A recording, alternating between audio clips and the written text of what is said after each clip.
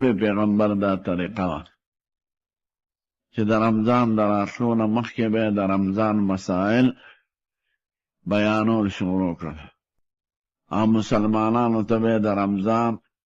د روژو نیولو اهمیت او ترغیب ورکړي او مناسب هم ده خدای پاک د روژو په باره کې وایي چې خدای په تاسو روژه مقرره کړې ده لکه په پخوانو خلقو چې وه او د دې مقررتیا مقصد دا دی چې تاسو پرهیزګاران شئ اعمالم ښه شي عقیدم ښه شي معاشرم ښه شي خدای پاک ته ستاسو د لوږې د تندې څه حاجت نشته که وږي پاتې شي او که لوږې پاتې شي خدای ته یې څه فایده ده او که مونږ خوړه نو خدای ته څه نقصان دی خو دا هر څه ستاسو دپاره دی چې تاسو په پرهیزګاري راشي د حرام او حلال تمیز راشي ستاسو معاشره ښه شي مالداران په فقیرانو وترسیږي نو دا روژې مې پرې مقرر کړي دي ستاسو د خیر دپاره او یوازې تاسو نه دا په ټولو پخوانو قومونو فرض هر آسماني دین که د عیسایانو دی که د یهودیانو دی که نور دینونه دي نو د هر پیغمبر په تعلیم کې او آسماني مذهب کې د روژې بیان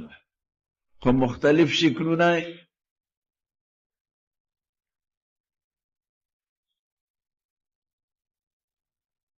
زمونږ نه نږدې عیسایانو هغوی باندې د رمضان فرض خو هغوی وي یاره دا کله ګرمۍ کې راځي کله یخنۍ کې راځي مونږ به اپریل کې کو نو د مارچ د اول نه 10 اپریله پورې د میاشتې په ځای 40 ورځې روژې نیسي خو کوي نه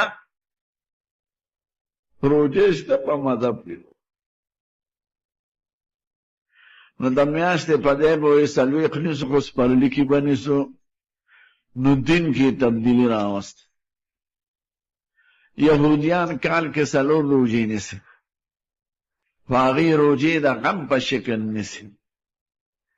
شکل جامې به خرابې اغوستې شکل به خپه جړغونه نو هغوی دې ته د غم عبادت وایي او زمونږ دین کې دا د غم عبادت نه دی دا د خوشحالۍ دی ښکلې جامې واغونده عطر پولې پورې کا او ولم به سر غوړ کړه په خوشحالۍ تېروه نو هغوی دا د غم عبادت ګڼي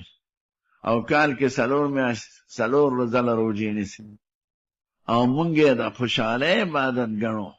او کال کې د رمضان میاشت سیکان هم روژې نیسي هندوانو کې هم روژه ده په هغوی ورته برت وایي نو څوک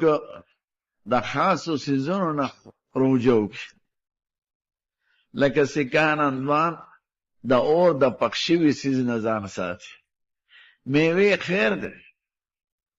او بس کا میوې خوره خو د اور پخ شوي به نه خوره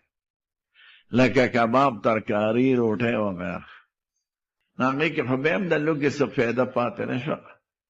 د معمولي غذا نه ښه غذا شو میوه خو د ډوډۍ نه ښه ده هغې باندې د هغې په روژو هغه نتیجې نه بنا کېږي چې کوم خدای زمونږ په روژو ویلی دی چې ستاسو معاشره ښکلې شي تاسو کې د حلال و حرامو تمیز راشي تاسو کې د خدای یاد راشي او د خدای نه یاد راشي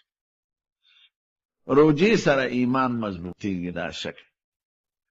بې ایمانه سړی روژه نشي نیوی اول په دې مضبوط شي چې دا د خدای حکم دی نو چې سړی خدای نه مني د خدای حکم نه مني هغه روژه نشي نیوی نو مسلمان خو د خدای په هستی یقین دی او د خدای په احکامو نو ایمان مضبوط شي دویم دا یقین راشي چې خدای پاک به ویني ځکه که سړی غسلخانې ته ننوځي اوبه وڅښي نو څوک ته خبر دی یا خپل کور کې ښځه او خاوند دواړه ښه خوراک کوي د بار خلک ته څه خبر دی خو دی چې روژه نیسي په دې یقین نیسي چې خدای پاک به ویني نو دې سره ایمان دریم دا دومره تکلیف چې برداشت کوي نو دی وی په دې ډېر ثوابونه دي آخرت زما خوشحاله دی نو د خدای په وعدو د خدای په قدرت او د خدای په انعاماتو یقین وي نو روژه دا د ایمان نښه ده او د ایمان د زیاتېدو ذریعه ده تیزن سړی بېایمانه سړی بې خونده سړی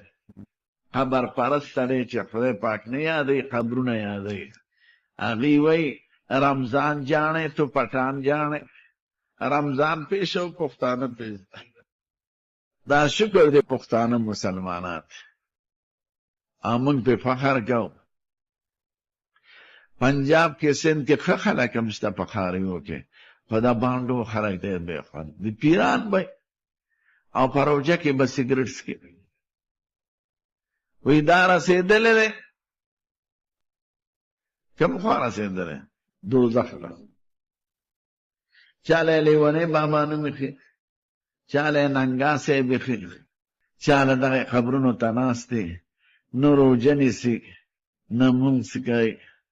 نه څه بل څه عبادت کوي